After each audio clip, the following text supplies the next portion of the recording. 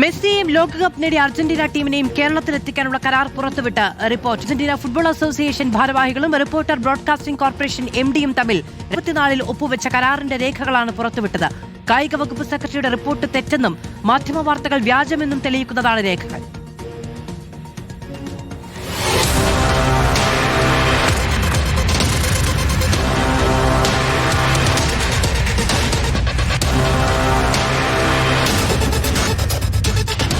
സംസ്ഥാന സർക്കാരിന് ₹1 പോലും നഷ്ടമില്ലാത്ത ഇടപാടിൽ പുകമറ സൃഷ്ടിച്ചുള്ള വാർത്തകൾ വ്യാജമെന്ന് തെളിയിക്കുന്നതാണ് കരാർ രേഖകൾ.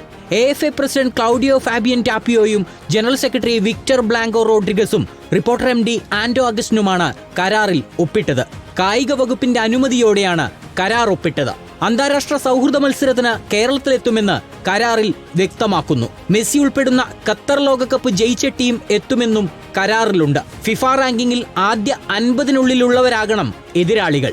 കല്ലൂർ സ്റ്റേഡിയത്തിൽ കളിക്കുമെന്നും കരാറിലുണ്ട്. കേരളത്തിലെത്തുമെന്ന് AFA കേരള സർക്കാരിനയച്ച ഔദ്യോഗിക കത്തും പണമട രേഖകളും പണം സ്വീകരിച്ചുവെന്ന AFA നൽകിയ മറുപടി കത്തും ഉണ്ടെന്നിരിക്കെയാണ് വ്യാജ വാർത്തകൾ. സർക്കാരിന്റെയോ പൊതുജനങ്ങളുടെയോ ചില്ലിക്കാശ് നഷ്ടമായിട്ടില്ല.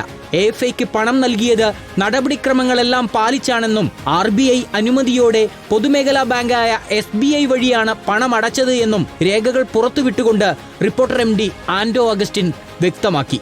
സർക്കാരിന്റെ പക്കൽ രേഖകളുണ്ടെന്നിരിക്കെ അതൊന്നും പരിശോധിക്കാതെ കായിക വകുപ്പ് സെക്രട്ടറി N പ്രശാന്ത് റിപ്പോർട്ട് തയ്യാറാക്കിയത് ആർക്കുവേണ്ടി എന്ന ചോദ്യമാണ് ഉയരുന്നത്.